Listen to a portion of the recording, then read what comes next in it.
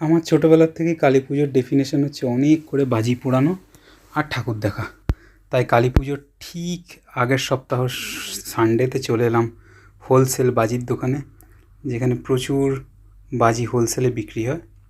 আর এরা এদের গোডাউন পুরো ওপেন করে দেয়, যা খুশি চুজ করে নাও।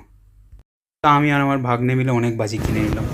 আর ওই দিনকেই রাত্রিবেলা বন্ধুর বাড়িতে প্রচুর আড্ডা মেরে অনেক খাওয়া দাওয়া করে রাত্রি 10টার সময় বাড়ির বাকিদের জন্যে আমাদের লোকাল একটি বিখ্যাত দোকানে রুমালি রুটি আর তড়কা কিনতে চলে এলাম।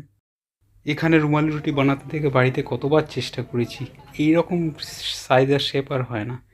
এসে দেখলাম আমাদের বাড়ির সাজানো শেষ, তবে এই ক্রেডিটটা যায় সম্পূর্ণ আমার ভাগ্নের ওপরে। সে পুরো দায়িত্ব নিয়ে বাড়িটাকে সাজিয়ে দিয়েছে।